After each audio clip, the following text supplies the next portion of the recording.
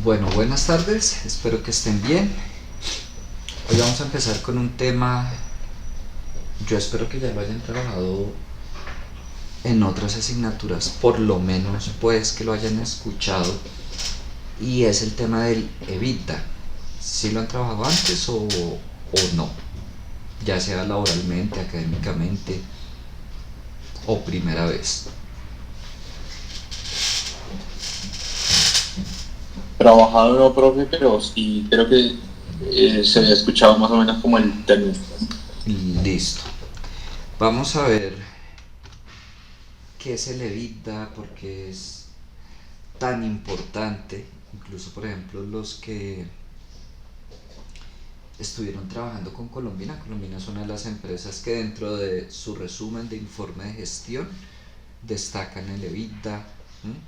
No significa que para las otras empresas no sea importante, pero pues sencillamente no lo colocan ahí por lo menos de primeras. Eh, y es un indicador muy fuerte también para decisiones de inversión, de crecimiento, en fin, para muchas cosas. Por sus siglas, y pues evita es por sus siglas en inglés, Earnings Before Interest, Taxes, Depreciations and Amortizations, utilidad antes de intereses, impuestos, depreciaciones y amortizaciones. ¿Mm? Algo que va muy de la mano con el EBITDA es el EBIT, o solo la utilidad antes de intereses e impuestos. Si ustedes recuerdan cuando empezamos a ver flujo de caja libre, que les mostré una tabla de un texto de lo que sería un cálculo exacto y una aproximación, que fue la que utilizamos. Dentro de esa tabla colocaban era EBIT, no utilidad operacional como yo se las coloqué, sino EBIT, la utilidad antes de intereses e impuestos.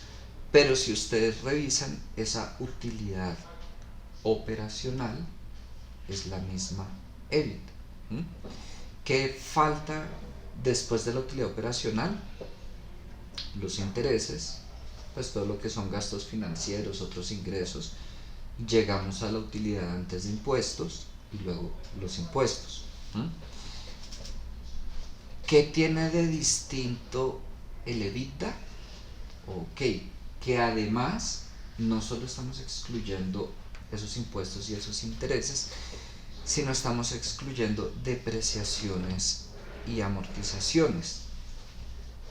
Ya vamos a ver por qué.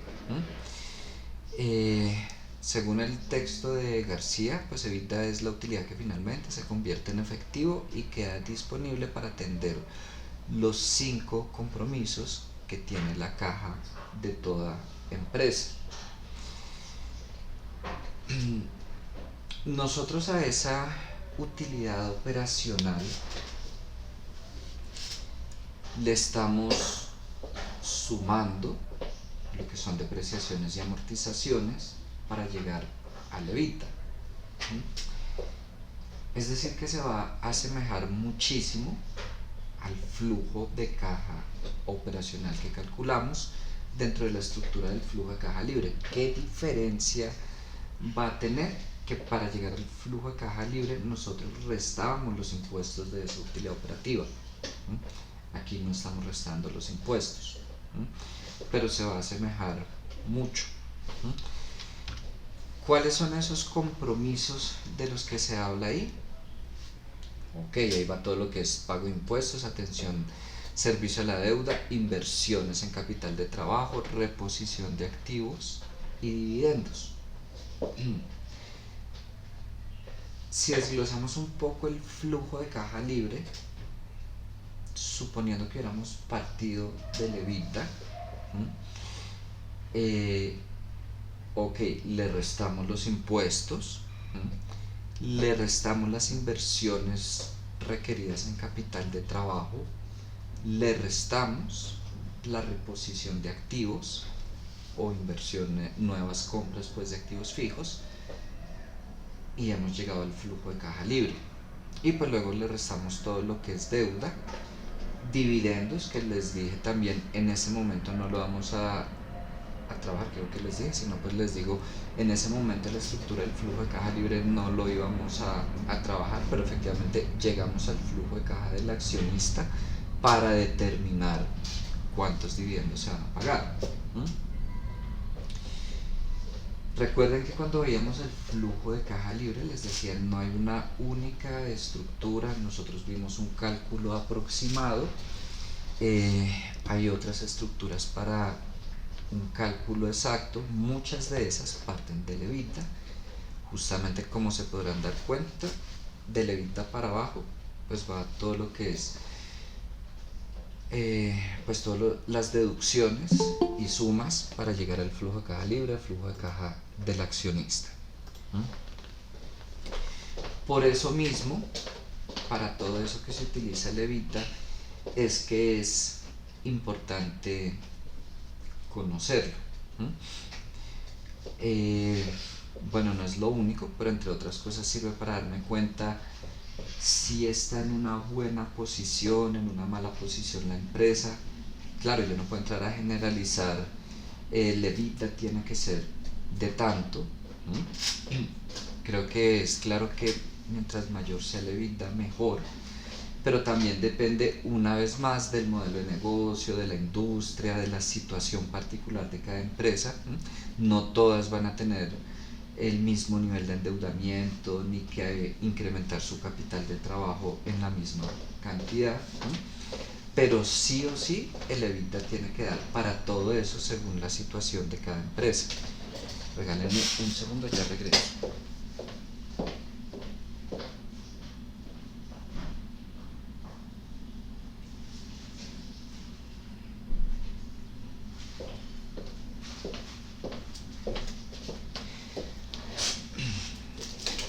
El cálculo del EBITDA realmente es muy sencillo, no tiene nada más allá de una o dos sumas, restas. ¿Por qué? Podemos partir de la utilidad operacional, que es el mismo EBIT. ¿Qué nos hace falta? Como a esa utilidad operacional ya le habíamos restado depreciaciones, amortizaciones, pues sencillamente se las sumamos y llegamos a nuestro EBITDA. Ya ahorita vamos a revisar ese tema del cálculo, notarán que es bastante sencillo. El tema no es el cálculo, sino cómo utilizamos esa información y realmente la interpretación que tiene el EBITDA. Entonces, cuando nosotros le estamos quitando a la utilidad los impuestos y los intereses, estamos centrándonos en lo operativo de la empresa. Cuando le quitamos las depreciaciones, lo que es efectivo, las depreciaciones pues ya como ustedes saben va a ser un gasto, pero no tiene nada que ver con el manejo pues de la empresa, sencillamente el gasto que contablemente se registra de los activos fijos, independientemente de si están en buen estado o mal estado, si se usan o no se usan. Y del periodo, al quitarle las amortizaciones, recuerden que esos son activos que sí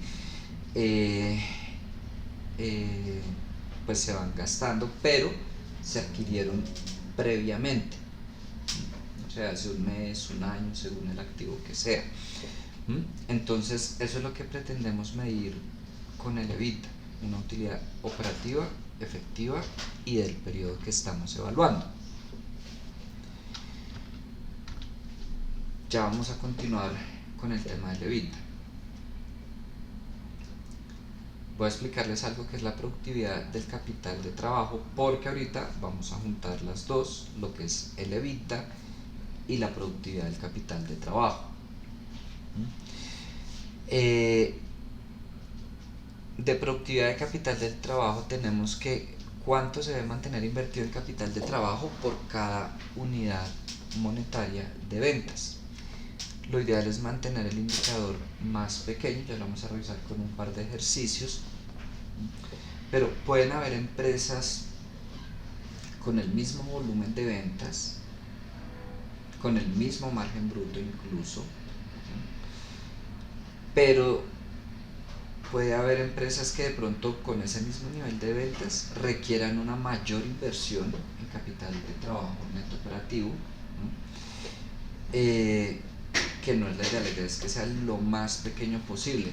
Entonces noten que aquí ya no hablamos. Anteriormente, cuando tocábamos capital de trabajo neto operativo, listo, dejamos planteado que entre más pequeño mucho mejor, por la inversión que requiere. Ya vimos su efecto en el flujo de caja libre. Ese dinero que invirtamos en capital de trabajo neto operativo tiene un costo asociado, pero aquí ya no vamos a hablar solo de la cantidad de capital de trabajo neto operativo, sino de la magnitud en relación al volumen de ventas de la empresa. De eso también va a depender mucho si el capital de trabajo que yo tengo es adecuado o no. Entonces, yo tengo X capital de trabajo neto operativo y X volumen de ventas. Eso me va a dar, como dice ahí, cuánto dinero invierto por cada peso, dólar, euro, lo que sea, en ventas. Entre menor sea la inversión, mucho mejor.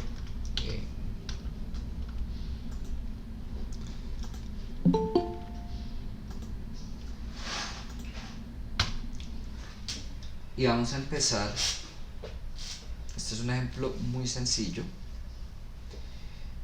Le vamos a ir añadiendo cositas y vamos a ir revisando. Consideres el caso de una empresa que, por sus características de operación asociadas con el grado de rivalidad del sector, debe conceder 90 días de plazo en sus ventas y mantener 30 días de inventarios. El margen bruto de la empresa es del 40%. Si las ventas del año fueron 1.000 millones, ¿de cuánto es el capital de trabajo operativo? ¿Alguien tiene idea de por dónde empezar?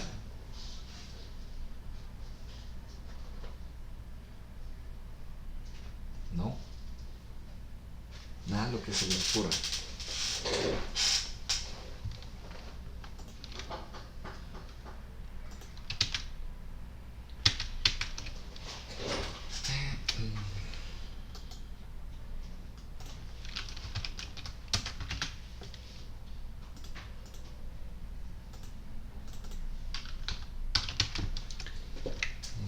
Entonces tenemos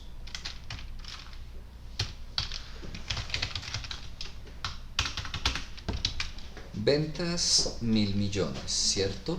Margen bruto del 40%.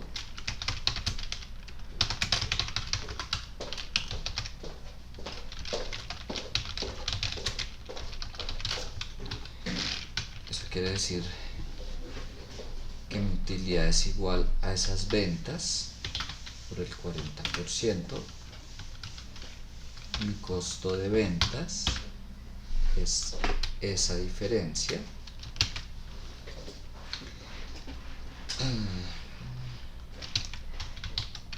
Tengo un periodo promedio de cobro de 90 y una edad promedio de inventario de 30.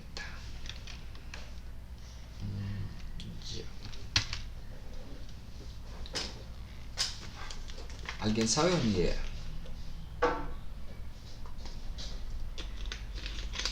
Necesito averiguar capital de trabajo operativo. Es decir, voy a averiguar cuentas por cobrar e inventarios. ¿Recuerdan? Entonces voy a tomar mis ventas por... Les hago una aclaración. Ese es uno de los textos que trabaja no con 365, sino con 360 días. ¿Con cuál quieren que lo dejemos? A mí me da igual. Bueno, ya les coloco el resultado, tampoco es que... regularmente en la industria, ¿cuál es el que más se usa? Pues?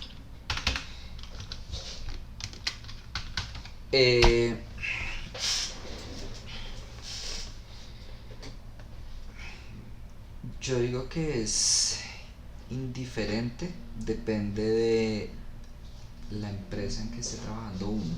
Creo que yo les comentaba, si nos vamos a revisar los libros de Brilli, de Ross, bueno, los que les coloqué, siempre utilizan 365 días. Si nos vamos a revisar el libro de García y otro que no estoy utilizando de Carrillo, utilizan 360 días. Me atrevo a decir que en Colombia 360 días, libros americanos 365. Voy a irme a lo práctico. Yo ya saliéndome de lo académico, metiéndome a lo laboral, yo siempre he utilizado 365 días, pero no tengo ningún inconveniente porque me ha pasado poco, pero ha pasado que un cliente dice, no, pero ¿por qué no trabajamos con 360 días? Yo, bueno, pongámosle 360. Pues las conclusiones que saquemos van a tender a ser las mismas, ¿sí? Puede que la cifra cambie un poquito, sí, eso sí va a cambiar. Aquí pasa de 246,6 a 250, por ejemplo. Las cifras van a cambiar un poquito, pero las conclusiones, casi que las decisiones, pues todo lo que uno concluya de la información que uno calcule va a ser exactamente la misma. En ese sentido digo, a mí me da igual. Ya si es no sé, un ejercicio que a veces, creo que con ustedes no lo he hecho, por ejemplo, a veces hay talleres o parciales donde yo no me voy a mirar el procedimiento, sino, no sé, les coloco que diligencia en el formulario y reviso las respuestas. En esos casos pues yo tendría que decirles, trabajen con 360, trabajen con 365, pues para que sea exactamente el resultado. Pero de resto, como quieran pues. Entonces, como quieran.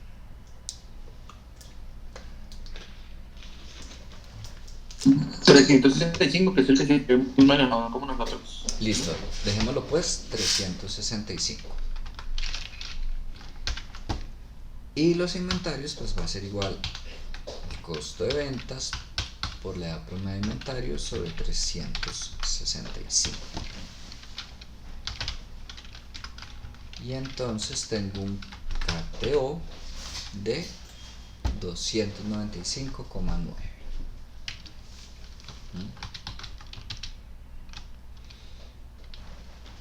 Eso no es nuevo. Digamos que este ejercicio pues sin ningún problema se pudo haber hecho, mejor dicho, con los temas anteriores. Vamos a empezar a incluir y a relacionar los temas pasados con los de esta clase. Dándole continuidad a ese ejemplo.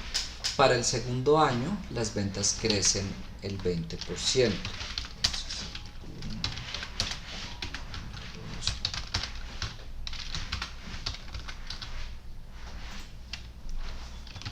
Profe, Dime. ¿me dejarías ver la fórmula, por favor, del cateo? Claro.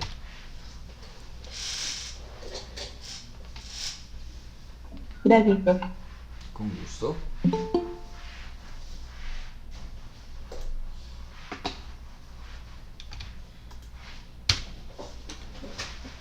Listo, las ventas crecen 20%, es decir, es igual a esto por 1 más el crecimiento. Se mantuvieron los días de cuentas por cobrar e inventarios. Seguimos en 90, en 30. Y margen bruto. Quiere decir que seguimos teniendo el mismo margen de 40%. El costo de ventas lo calculo igual, ¿cierto? ¿De cuánto es el capital de trabajo operativo para el segundo año?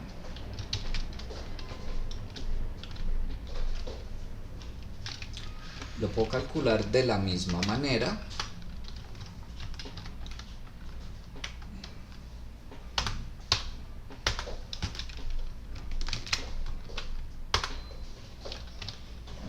O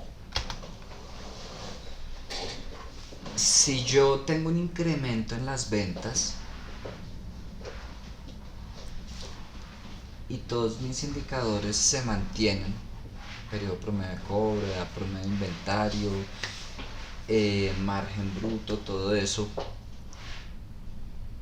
yo puedo asumir que el incremento,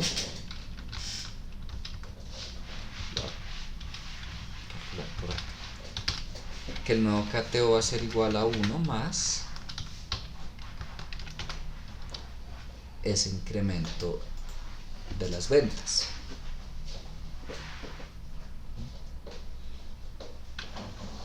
Llego al mismo resultado.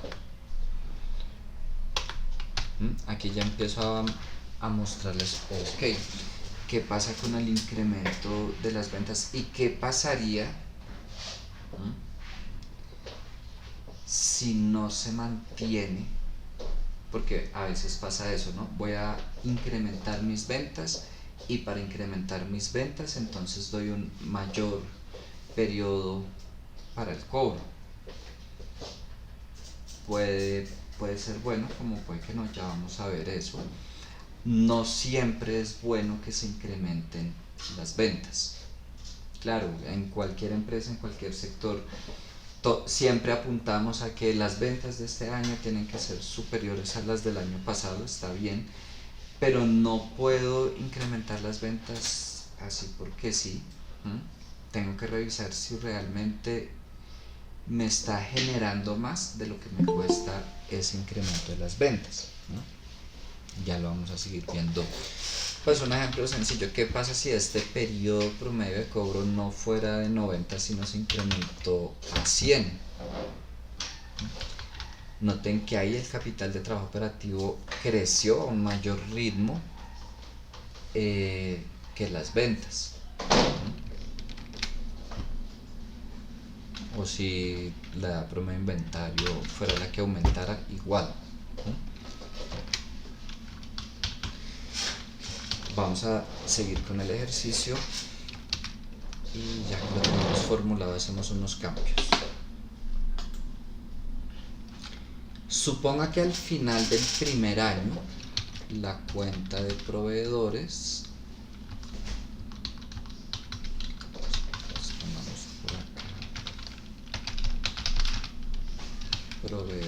será de 100 millones y que se mantienen los días de esta cuenta. ¿De cuánto es el capital de trabajo neto operativo para ambos años? Primero, año 1. Ya tengo mi KTO, no tengo más información del ejercicio.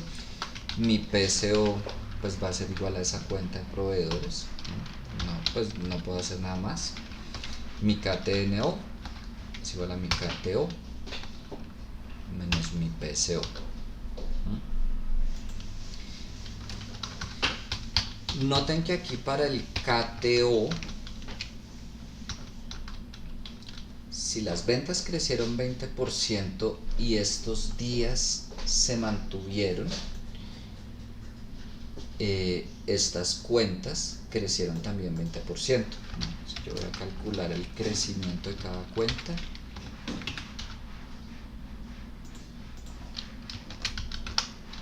Tengo que esas cuentas, el KTO, todo creció 20%, por lo que se mantuvieron los días.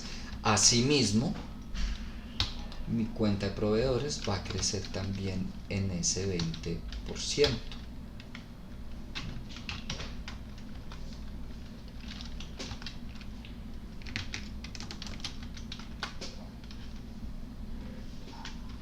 Profe, yo le hago una pregunta. Sí.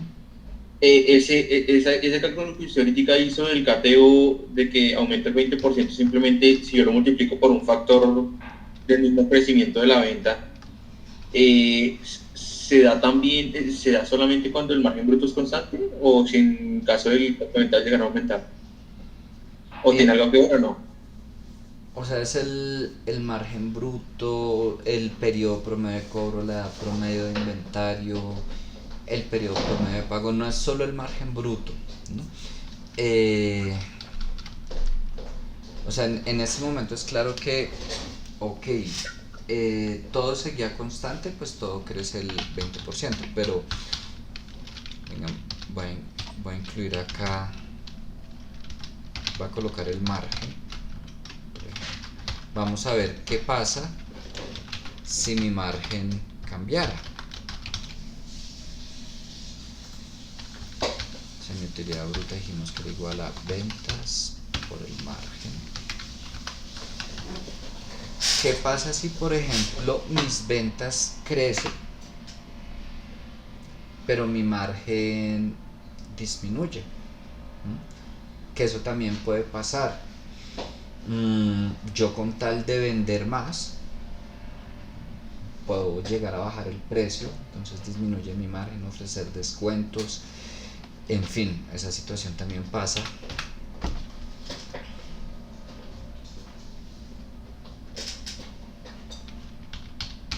Ejemplo, mi margen fue del 30%. Sacrifiqué margen para incrementar mis ventas. Noten que, listo, las cuentas por cobrar, pues igual como las ventas crecieron al 20 y el periodo promedio de cobro se mantuvo 20, pero inventarios creció más. ¿Por qué? Por el costo de ventas, porque el costo de ventas aumentó. ¿Y de dónde sale mi cuenta de inventarios? De la promedio de inventario multiplicado por el costo de ventas. ¿Cuánto crecieron los inventarios? 40%. Y en definitiva, ¿cuánto creció mi cateo? Pues ahí sí depende ya del volumen. Pero en este caso creció 23,3%. Es decir, tuve que invertir más en capital de trabajo operativo, más de lo que iban a crecer las ventas. Ya vamos a ver en qué punto sirve y en qué punto no. Pero entonces, Douglas y todos, igual estamos empezando como de lo sencillo. ¿Cuál es la idea? Que lleguemos a revisar, así como cuando mirábamos flujo de caja libre, edad promedio del inventario, todo, incluso podemos tomar el mismo ejercicio ya presupuestado. Podemos hacer un análisis de, ok, si valió la pena que crecieran las ventas o no. Hay algo que en este momento no lo vamos a calcular, pero es la tasa de crecimiento óptima.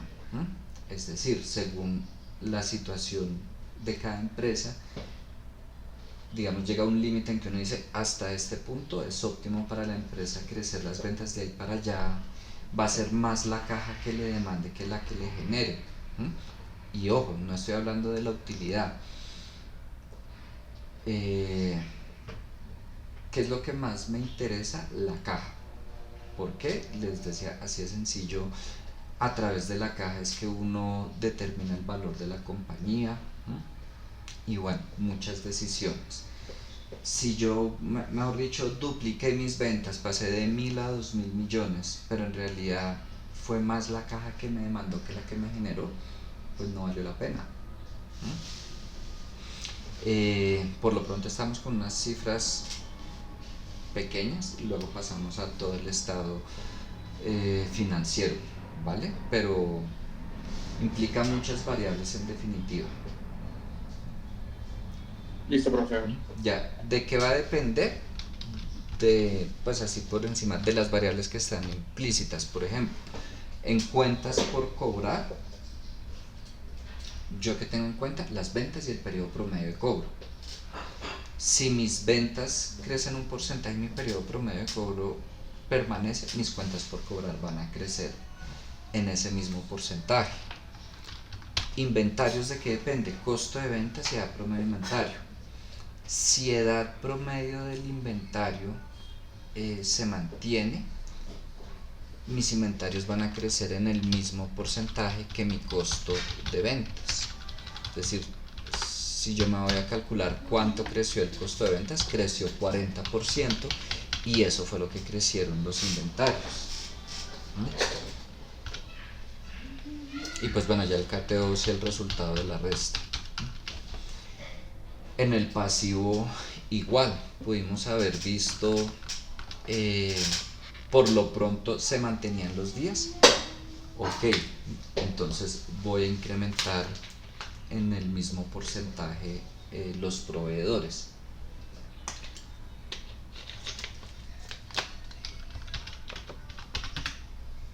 Dejémoslo así por lo pronto. Vamos en esta parte. Y aquí empezamos a incluirle el tema de hoy. ¿De cuánto es la productividad del capital de trabajo para ambos años? Recuerden que la productividad del capital de trabajo es KTNO sobre ventas.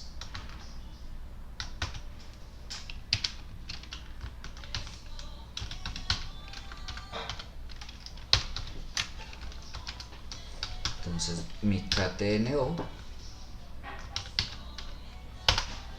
sobre mis ventas. Bueno, 0,20, 0,196. Esa es la productividad del capital de trabajo. En este momento, como está planteado el ejercicio, las ventas crecieron tanto por ciento y se mantuvo periodo promedio de cobro, margen, edad promedio de inventario, periodo promedio de pago, todo. Pues la productividad del capital de trabajo se va a mantener. Aquí están mostrando, voy a necesitar 0,20 pues, o 20 centavos, si quieren aproximémoslo, por cada dólar pues, o cada peso de ventas. Voy a necesitar invertir 20 centavos en capital de trabajo neto operativo.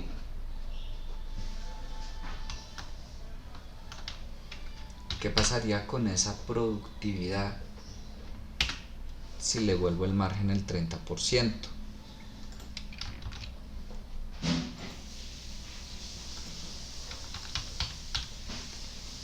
Aumentó, es decir, en el año 1, bueno, pues por poquito, pero aumentó.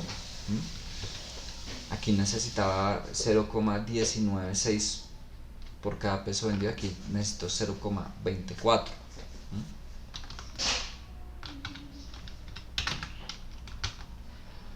O igual, ¿qué pasa si doy más días de crédito? Igual aumentó. O si mantengo más inventario.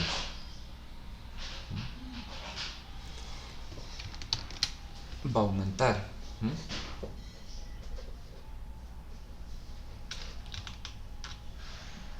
Voy a esperar, creo que algunos están copiando, no sé si necesitan que profe aparece en esta celda, lo que sea. Si tienen preguntas, como les dije, necesitaba incluir esta de productividad de capital de trabajo para darle continuidad al tema de EBITDA. Mientras van copiando les voy diciendo.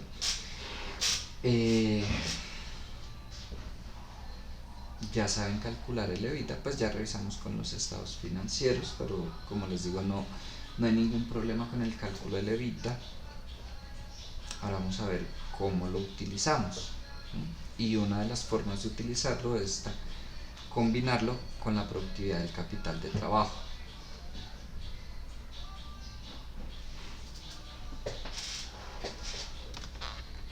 Pregunta. ¿Cómo? Una pregunta. Sí, Cristian.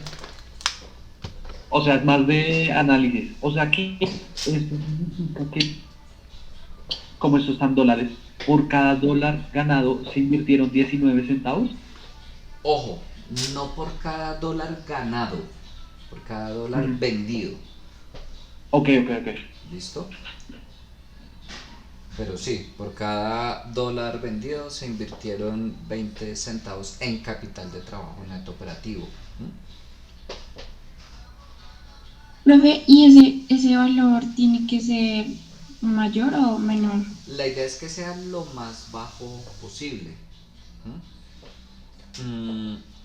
Y aquí vuelvo con, ustedes dirán, ay, profe, otra vez con su cuento de la industria, pero, pero pues yo que hago si es verdad, también depende del sector en el que yo esté. ¿Mm? Pues habrán unos estándares, yo no sé, supongamos que estoy en un sector donde en promedio la productividad del capital de trabajo es 50 centavos. Eh, ok, si yo estoy en esas cifras, pues sé que estoy bien, si lo puedo bajar maravilloso, pero si no, pues tengo de referente la industria. ¿No? Distinto si, no sé, yo estoy en una industria donde el promedio es eh, 10 centavos y yo tengo un PKT de 40 centavos, mejor dicho, estoy a nada de que me despidan. ¿No?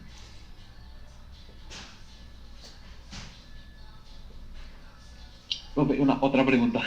Sí, Hay casos, no sé, ya muy exagerado, pero hay casos que sea como por cada dólar y 20 centavos, no, mentiras, ¿cómo? Por cada dólar vendido se hizo una inversión de un dólar y 20 centavos, o sea, que sea sí, superior. sí. Ok. Eh,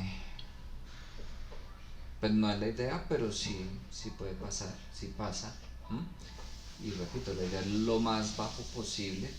¿De qué va a depender? Uno, efectivamente, de la industria en la que esté, pero dos, pues también de la gestión de la persona. No es nada descabellado de pronto lo que ustedes ven a veces en algunas noticias o películas, incluso exagerando un poco, que tal persona tomó una mala decisión y, más dicho, ni espera que lo despidan, sino ya presenta su carta de renuncia. Eh, porque, o sea, hay situaciones en que de verdad es una mala gestión.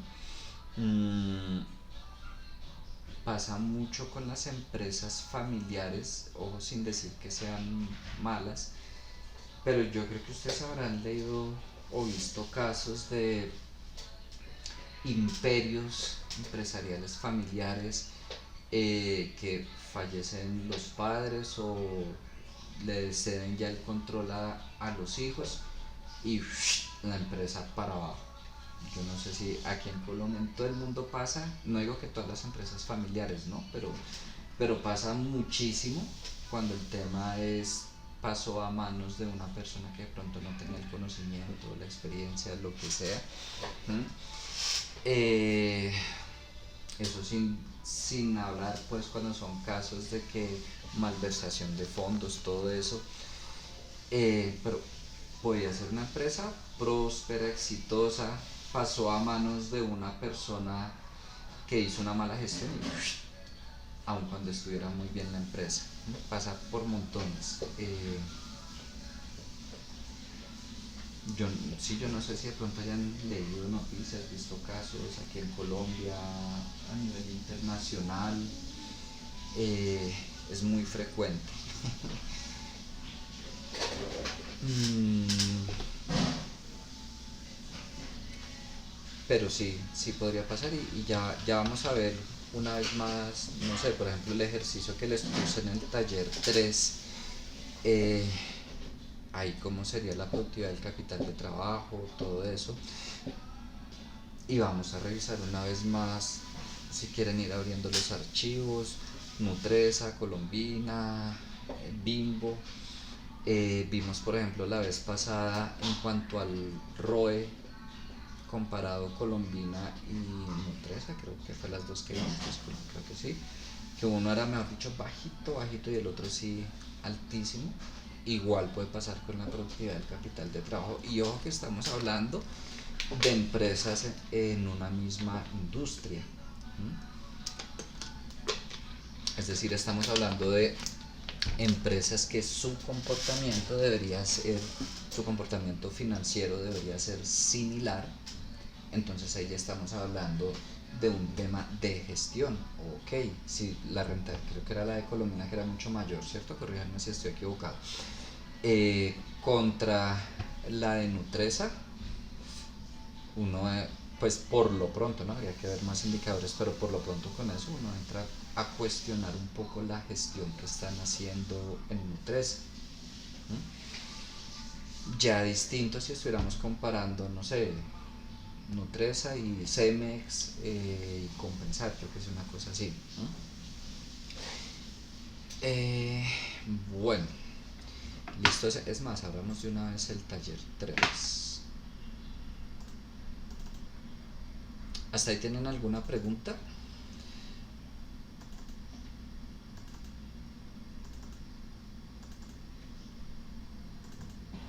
No, señor. Listo.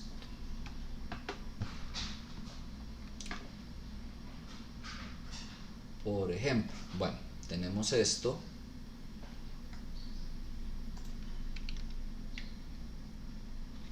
Vámonos a calcular el EBITDA.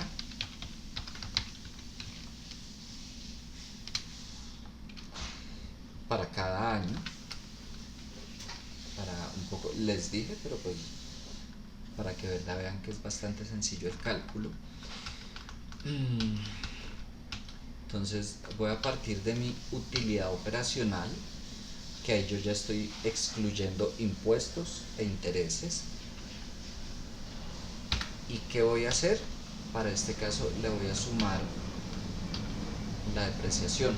Si tuviera gastos de amortización, de provisión, en fin, gastos de esos que no representaron una salida de dinero, pues se lo sumo. Y para este caso no tengo que sumarle más, es decir, listo, ya calculé mi EBITDA.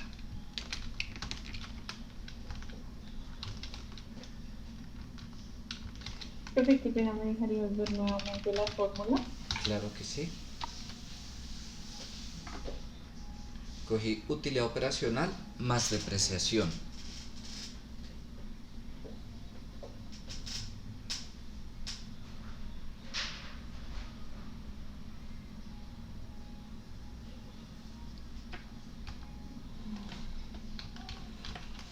Hay quienes prefieren, en vez de partir de la utilidad operacional, parto de la utilidad bruta.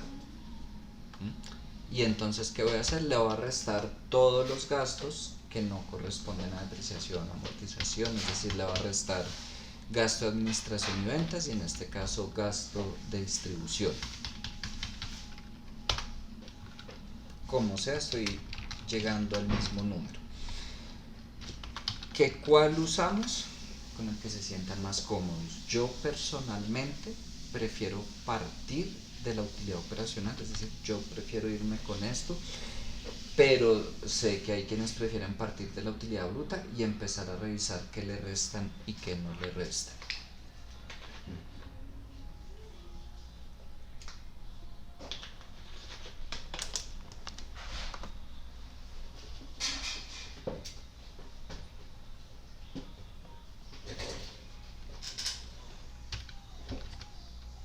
Y aquí partí pues de la utilidad bruta y le resté este y este. Si se dan cuenta, es exactamente lo mismo que tomar la utilidad operacional y sumarle este.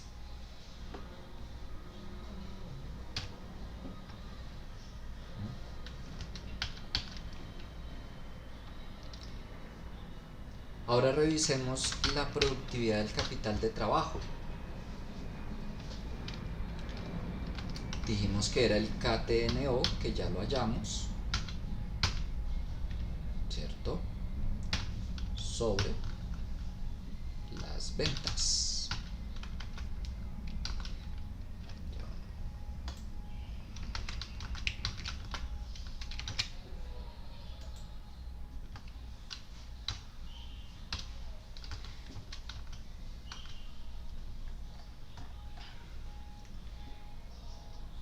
aquí vemos,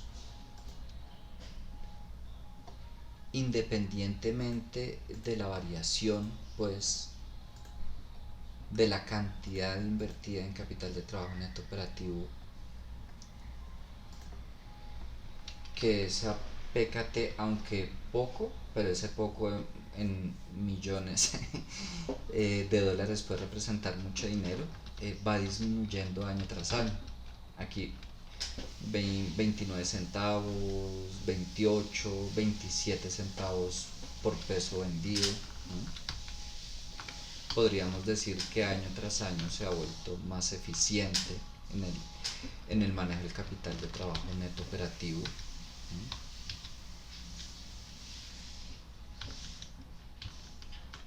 Vemos, por ejemplo, las ventas fueron creciendo 10% cada año. Cuentas por cobrar también. Inventario creció más, wow. Proveedores también creció más. Compensa un poco.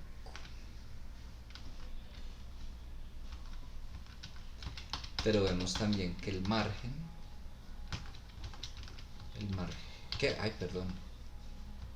no, el margen antes fue disminuyendo, el margen bruto antes fue disminuyendo,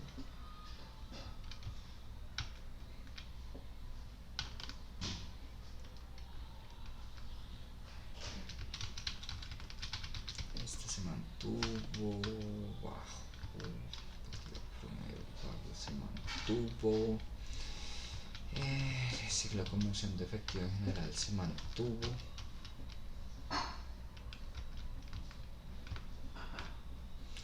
Pero son un poco las cositas que uno empieza a mirar.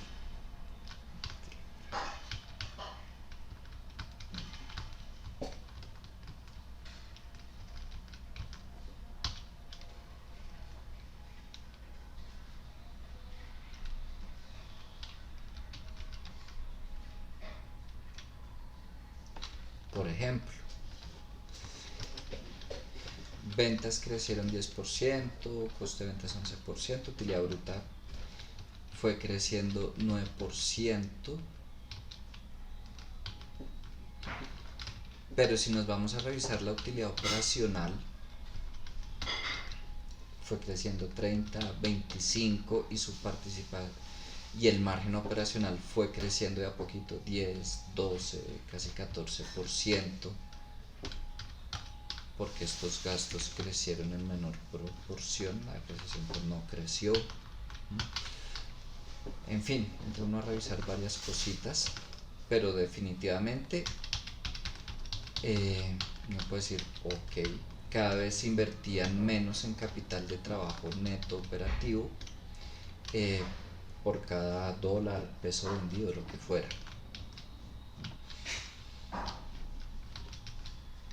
Listo, tengo el EBITDA, la productividad, el capital de trabajo. Ahora vamos a ver qué sigue, cómo combinamos esos dos.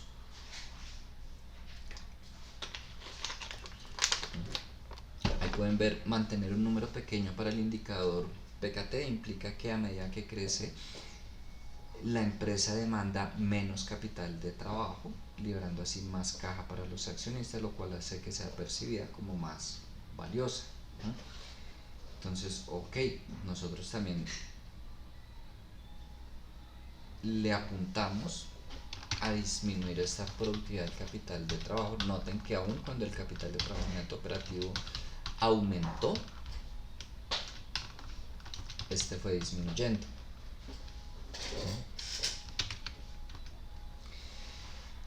Ahora, veamos este ejemplo. Considérese el caso de las empresas A y B que se dedican a la misma actividad y cuyas cifras financieras son idénticas. Venden lo mismo, ganan lo mismo, etc. Excepto en lo relacionado con el KTNO. La empresa A debe mantener 25 centavos por cada peso de ventas, mientras que la empresa B mantiene 35 centavos.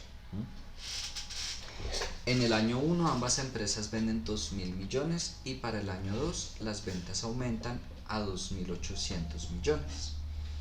¿En cuánto se incrementó el KTNO para ambas empresas en el segundo año? ¿Saben por dónde empezamos o no?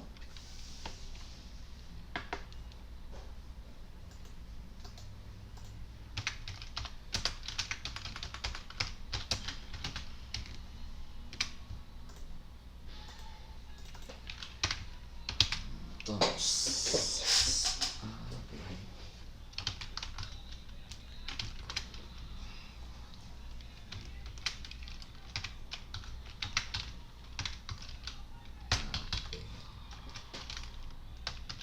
ventas año 1, digamos que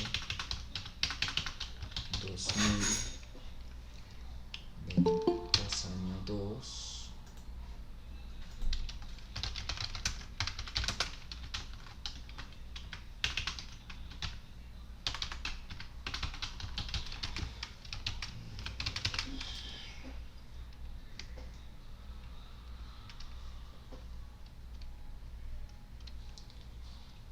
y tenemos PKT de la empresa A 25 centavos por cada peso, es decir, tiene una PKT de 0,25 y esta 35 centavos. ¿Cómo hago para saber el KTNO? Con esos datos.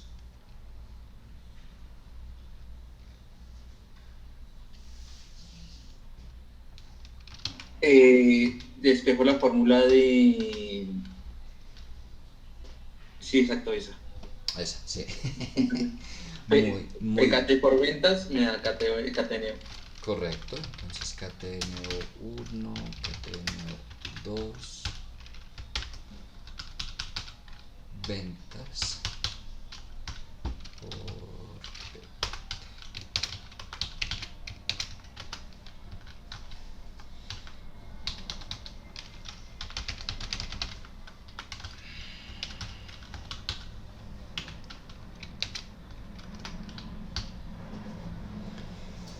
Entonces, para empezar, aunque tal como dice el ejercicio, tienen el mismo comportamiento, mismas ventas, utilidad de todo, la inversión que cada empresa realiza en capital de trabajo neto operativo es distinta.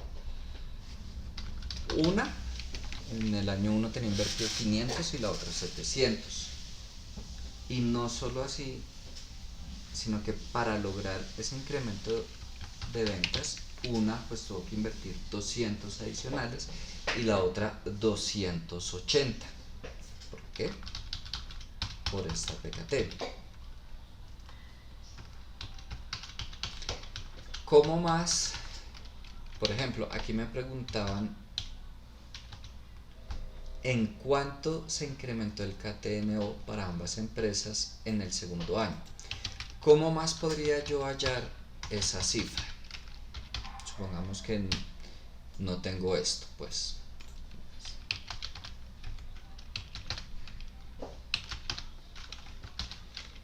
Voy a revisar el incremento de ventas.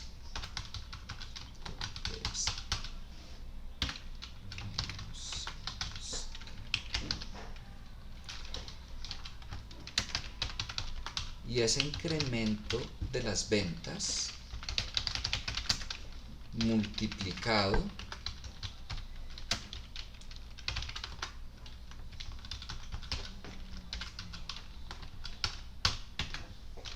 por mi productividad debería ser equivalente al incremento en mi capital de trabajo neto operativo.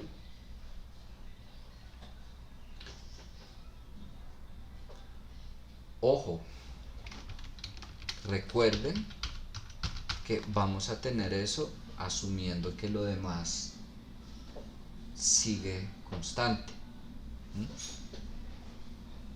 Por ejemplo, sigo teniendo el mismo incremento de KTNO, que es el incremento que como el mismo incremento. Esperen que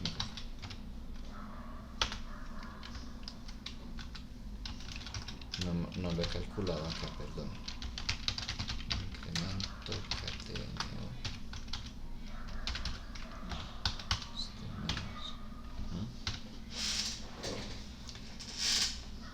Que se supone que de dónde saldría esos 39,2. Tendría que salir de mi PKT por mi incremento de ventas, era el cuento. Es decir,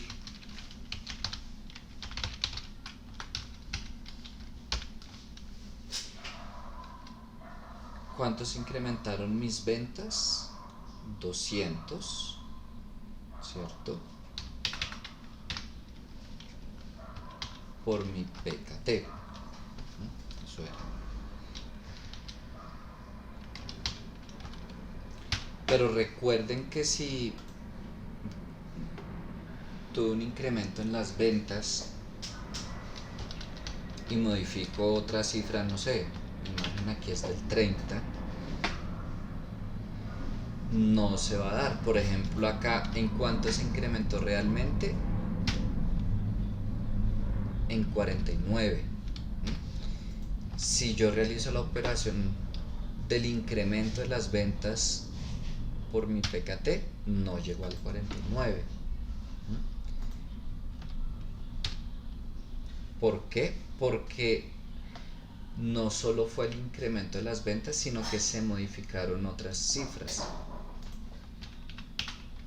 La que fuera, y ahí podría seguir jugando con el periodo promedio de cobro, edad promedio de inventario, para que lo tengan muy presente. En este ejercicio de acá, yo puedo hallar ese incremento de esta manera, ya, por lo que tuve un incremento en las ventas y no más. Asumo que todo lo demás sigue constante, el mismo comportamiento. Ya lo que les decía, si yo incrementé las ventas y no sé, di descuento, entonces bajé los precios, sacrifiqué margen o di más días de crédito, lo que fuera, puede que el incremento sea mayor que lo que resultaría de multiplicar la productividad del capital de trabajo por el incremento de las ventas.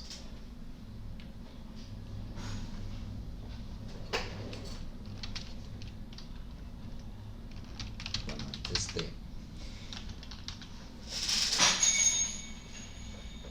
¿Hasta ahí tienen alguna pregunta? ¿Van al día? ¿Espero mientras copian? No sé, cuéntenme. Profe, ¿por qué ese incremento no se halla como porcentaje? ¿Cuál incremento? ¿El del KTNO? Y el de ventas. Ok, pues uno no lo necesitaba acá, pero, o sea, si quisiéramos saber, no sé, cuánto fue el incremento, ya pues igual valor final, sol inicial, menos 1. Las ventas se incrementaron un 40%. El KTNO no necesariamente, ya les digo por qué.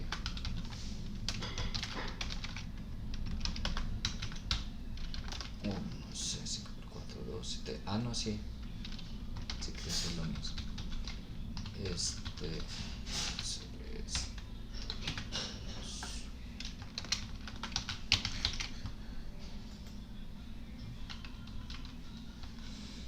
O sea, para haberlo trabajado igual que acá,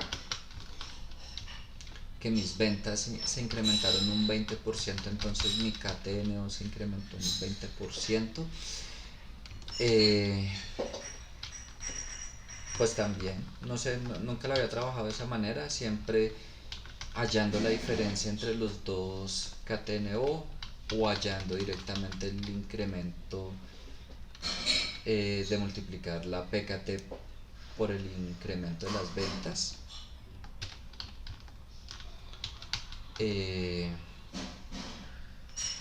Pero pues también pude hacerlo hallando, supongo que para allá va, el KTNO del año 1 y sumarle y multiplicarlo para hallar de cuánto fue el incremento.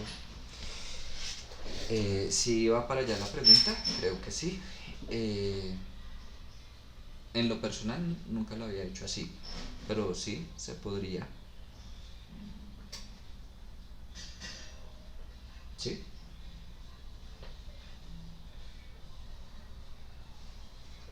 Sí, Creo que señor. me dio ver el incremento de las ventas en porcentajes, por favor. Claro que sí.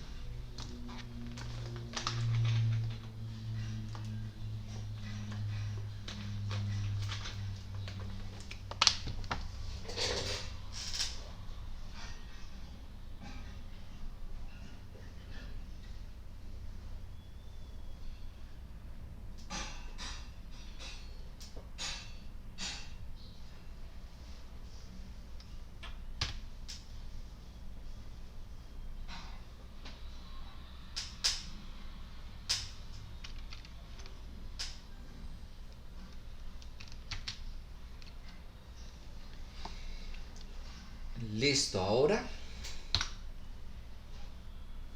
vamos a ver qué pasa con el EBITDA y la productividad del capital de trabajo.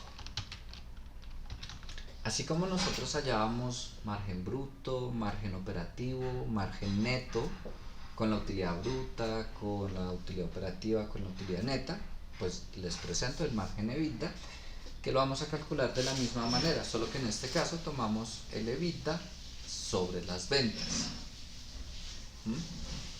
Tiene la misma lógica de los otros márgenes, pero seguido a ese margen EBITDA vamos a ver algo que se llama la palanca de crecimiento.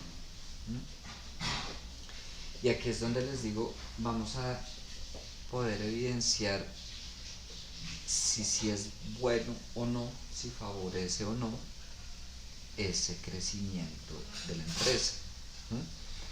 ¿Cómo calculamos el margen, la palanca de crecimiento? Perdón. Vamos a dividir el margen EBITDA entre la productividad del capital de trabajo. Y en resumen, si es mayor a 1, me indica que me está generando caja. Si es menor a 1, me indica que me está demandando caja. Y es lo que hablamos, si me está generando caja, maravilloso. Pero por más que crezcan las ventas, si la palanca de crecimiento es menor a 1, es todo lo contrario, no me está generando, sino yo tengo que poner recursos para ese incremento de ventas, o sea, poner más recursos que los mismos que me genera, pues no vale la pena si me demanda caja. Vamos aquí un momento al taller 3 antes de continuar. Palanca de crecimiento. Entonces, bueno, primero, perdón, margen EBITDA, dijimos que es igual a ¿qué? EBITDA sobre ventas. Entonces, EBITDA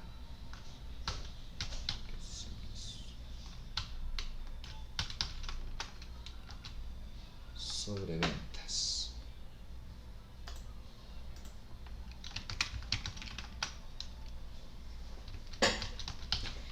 Y ahora sí, la palanca de crecimiento, dijimos que era ese margen dividido la productividad del capital de trabajo. El margen, ¿cierto? Dividido la productividad del capital de trabajo.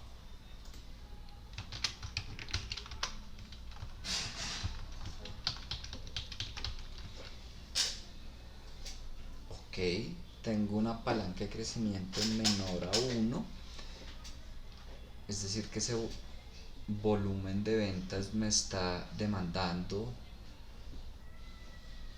más caja de la que me genera, aunque año tras año va mejorando.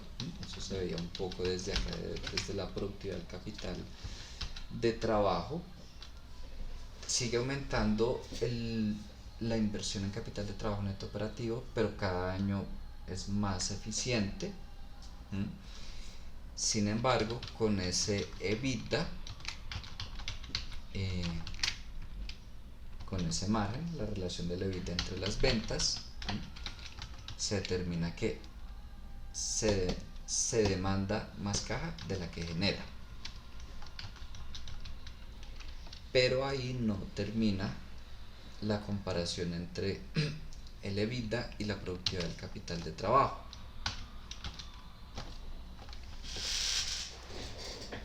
Porque nos hace falta, listo, con esto de aquí yo sé si me genera o me demanda caja, pero aquí es que voy a saber qué tanta caja me genera o me demanda.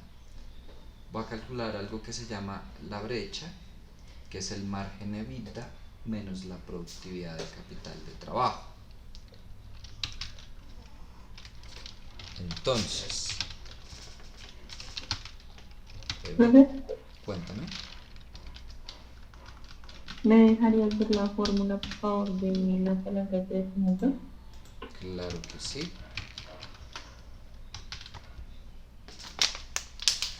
Ahí o en el PDF. No, ahí. Vale.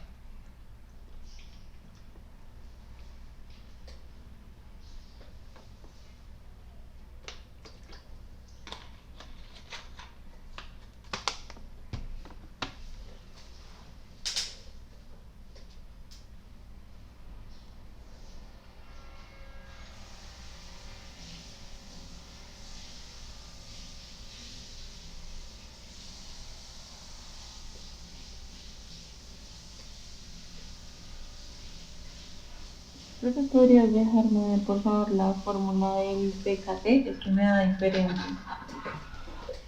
Del PKT que tengo, el KTNO sobre las ventas.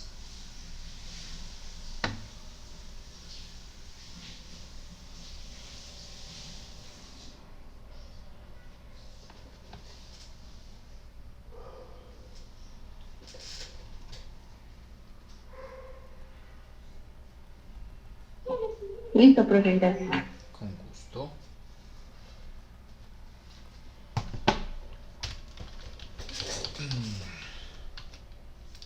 ¿Qué significa esto? Que me está demandando ese porcentaje, ya lo vamos a ampliar un poco, de caja. Es lo que le hace falta a la empresa de margen EBITDA para llegar por lo menos a una palanca de crecimiento igual a 1. Hace falta esto en margen EBITDA en cada periodo, un 7,7, un 5,9, un 4,1% de margen EBITDA.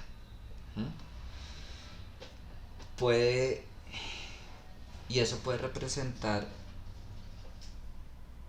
tiempo, dinero, mejor dicho, esfuerzo, lo que es subir un 1% el margen EBITDA puede implicar muchas decisiones. Recuerden, el margen EBITDA es el EBITDA sobre las ventas. Y primero, aquí podemos ver qué efecto. Listo. Iba disminuyendo la PKT e iba aumentando el margen EBITDA, por consiguiente la palanca de crecimiento iba aumentando y la brecha iba disminuyendo. Es decir, no sé, puede pasar, no sé, una empresa que está en una mala situación, diciembre de 2016 llega una nueva gerencia financiera, empieza a tomar decisiones para sacar a la empresa de esa mala situación y puede estar haciendo un muy buen trabajo, pero sencillamente la posición en que le entregaron la compañía de pronto no era un asunto de no, 6 meses para que la empresa esté bien o un año, puede ser de varios años, repito. Creo que aquí pueden evidenciar, se fue disminuyendo año tras año, sigue negativo sí, pero cada vez menos. La palanca de crecimiento sigue siendo menor a 1, pero cada vez es mayor. El margen de EBITDA cada vez mayor. La PKT cada vez menor. No sé, así por encima yo podría decir, listo, aunque los indicadores no son los más favorables para la compañía, me atrevo a decir que hay una buena gestión en esos 3 años por mejorar la situación de la compañía. Si fuera una empresa pública, una empresa grande, que uno encuentre información pública, noticias, información financiera, bueno, también habría que ver de ahí para atrás cómo estaban esos indicadores, pero ahí es cuando uno entra a buscar el tipo de noticias que les digo, tal empresa en tal año, tal persona asumió la dirección, con la dirección anterior pasaba esto, con esta dirección se espera esto. Va uno también a revisar un poco ese tipo de noticias y claro, es que en 2017 cambiaron la dirección, por eso va mejorando. No sé, al director anterior lo despidieron o renunció por el motivo que fuera. Se ve muchísimo ese tipo de situaciones. ¿Por qué es importante calcular la brecha? Porque como les digo, me va a mostrar qué tanto debo aumentar mi margen EBITDA.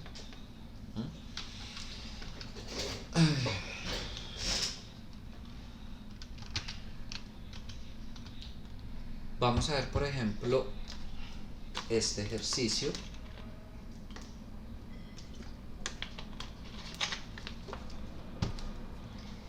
Las empresas A y B tienen margen EBITDA de 20% y 6,7%, y PKT de 30% y 10%. ¿A cuánto equivale la palanca de crecimiento? ¿Cuál empresa está en peor posición y por qué?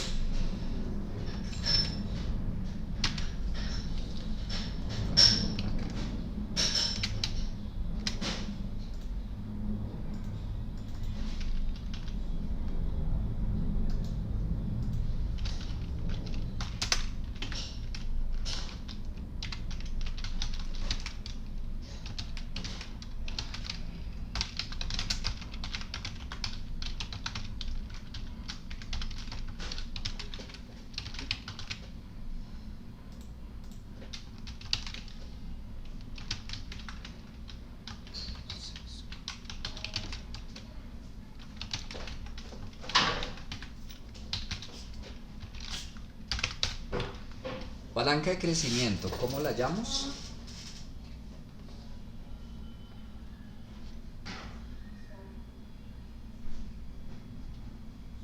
El margen sobre el PKT.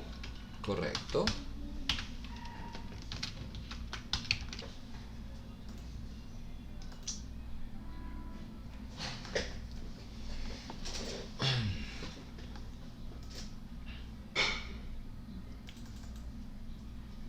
Tendríamos que irnos con más decimales para encontrar una diferencia, pero en general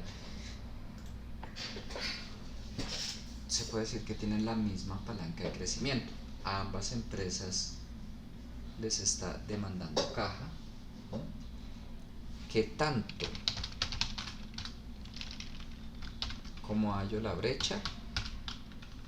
Margen menos PKT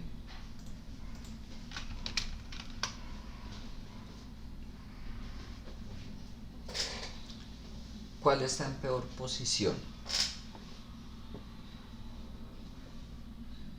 La empresa Gracias, sí, muy bien. ¿Por qué? Porque tiene una mayor brecha.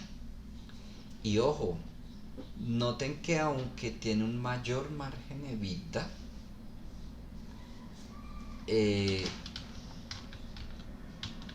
por la productividad de capital de trabajo que tiene.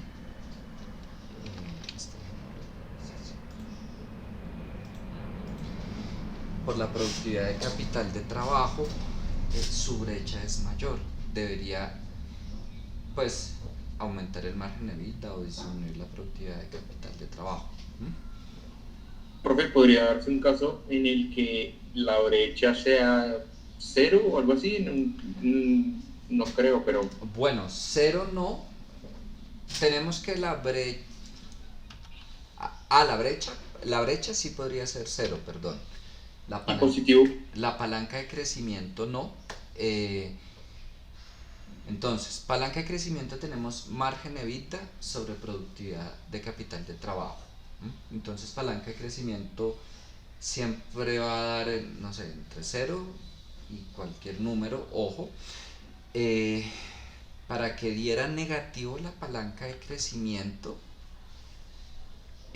hablamos de un margen EBITDA negativo, o sea, mejor dicho, unos muy malos resultados. Pongámonos en un escenario en que están generando utilidad cualquier empresa. Se espera, y decíamos que era la brecha o remanente. ¿Qué pasa si esa palanca de crecimiento es mayor a 1? Ejemplo, pongamos un margen de EBITDA del 35%. Tenemos una palanca de crecimiento de 1,17, es decir, me está generando caja. Es decir, ya no tengo una brecha, sino un remanente. Recuerden, eso se llama brecha o remanente. ¿Qué implica esa brecha o remanente? Si antes yo tenía que tomar esfuerzos para incrementar mi margen de EBITDA, ese es el tipo de situación en que yo puedo jugar de pronto a sacrificar un poquito de margen de EBITDA o a realizar una mayor inversión en productividad del capital de trabajo, por supuesto justificado, ¿no? No sé, un plan de expansión, ok, voy en esa posición en que estoy, bueno, puedo llegar a sacrificar un poquito de margen bruto para aumentar las ventas, pero igual tengo que revisar hasta qué punto para que mi palanca de crecimiento sea por lo menos igual a 1. Si mi margen de EBITDA fuera igual a mi productividad del capital de trabajo, pues mi palanca de crecimiento sería exactamente igual a 1 y no tendría ni brecha ni remanente. O sea, estoy en una posición buena, pero ya no puedo jugar con el margen de EBITDA. Debo tratar de mantener, pues en lo posible mejorarlo, pero no estoy en una posición como antes de, ok, puedo darme el lujo de llegar a disminuir un poco mi margen de EBITDA. Para aumentar las ventas, en fin, para distintas situaciones. ¿Qué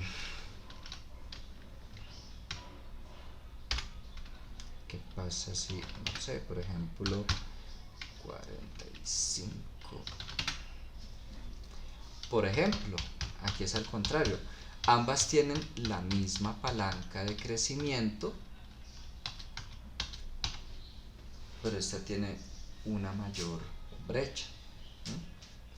Aún con la productividad de capital de trabajo pues que tiene más alta, igual puede darse el lujo de jugar con ese margen EBITDA.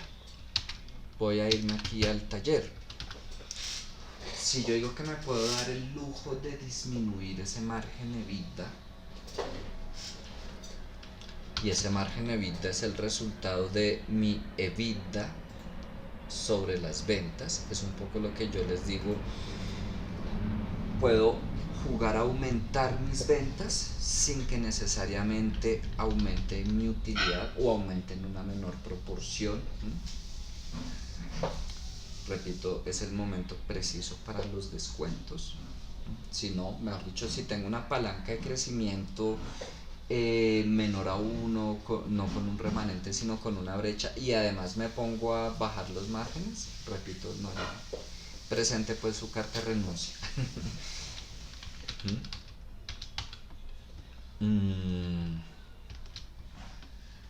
sea, supongamos que aquí, por ejemplo, tenía un margen de vida de 22. Supongamos que lo puedo bajar.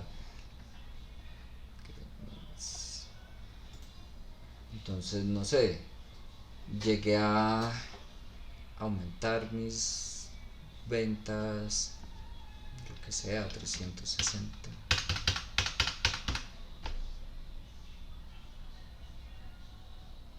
Supongo que se me... perdón, margen de venta. No, pero es que estoy disminuyendo también la... Estoy aumentando la utilidad operacional también. Disculpen. Bueno, para no descuadrar el estado de situación financiera, hagan de cuenta que aumenté mis ventas y mi costo de ventas, por ejemplo, aumentó en una mayor proporción, lo que implica unas mayores ventas y un menor EBITDA, por consiguiente un menor margen EBITDA.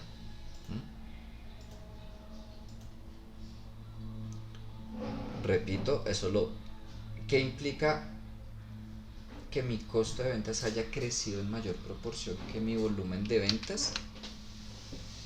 Que bajé los precios, por ejemplo, ¿no? Que ofrecí descuentos, en fin, tomé decisiones para tratar de aumentar mis ventas, pero lo hice en un momento en que tenía un remanente acá y no una brecha.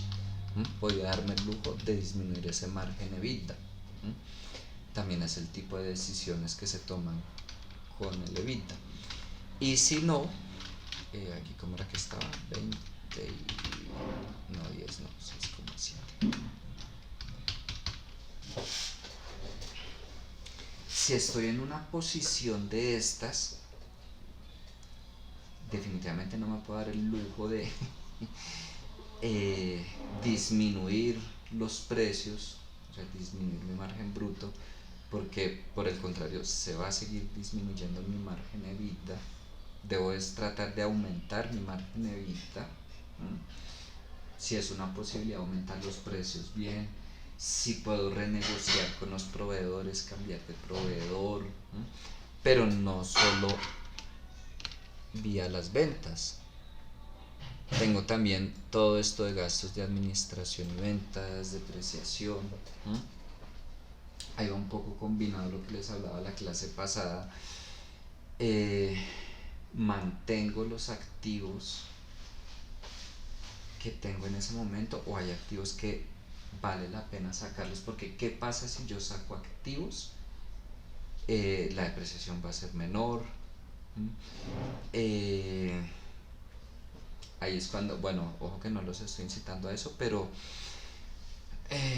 cuando hay recortes de personal para, bueno, no puedo aumentar las ventas, lo que sea, o de pronto sí, pero a veces la solución más inmediata que se ve es no estoy en una buena situación, despidamos personal. No sé si les ha tocado. ¿Por qué? ¿Dónde van esos gastos, esos salarios? En gastos de administración y ventas. ¿En qué va a repercutir aún manteniendo el mismo nivel de ventas? En una mayor EBITDA. Eso sí, sin ningún problema. No sé, ya no tengo 94 millones, sino 80 millones.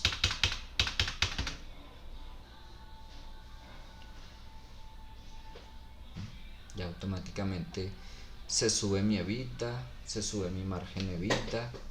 Por ejemplo, con los mismos datos se sube mi palanca de crecimiento, la brecha ya es mucho menor.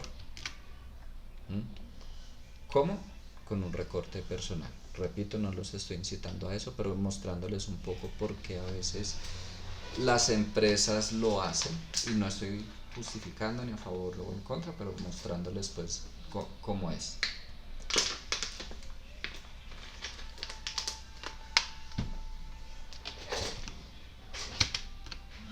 ¿Hasta ahí tienen alguna pregunta?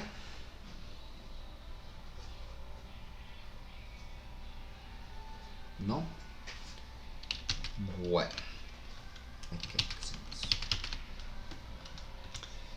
Pues ese es todo el tema de hoy. ¿Qué sigue? Un quiz muy sencillo. lo pueden trabajar en equipos si quieren. El archivo de los ejercicios del capítulo 7 lo tienen en el Drive, si no por si acaso son estos dos de acá.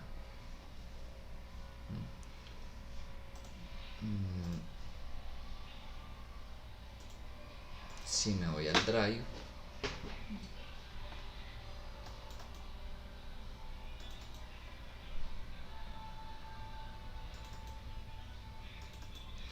me voy al libro de administración financiera, la carpeta de ejercicios y los del capítulo 7, ese PDF que tengo ahí abierto, el 1 y 2, el 3 no, el 3 implica, bueno, otro ejercicio que viene de más atrás, solo el 1 y 2, que son estos que tengo acá. Muy a los que hicimos en clase. Repito, el 3 sí ya tiene otro grado pues de dificultad. Nada, pues háganlo, me lo envían por correo.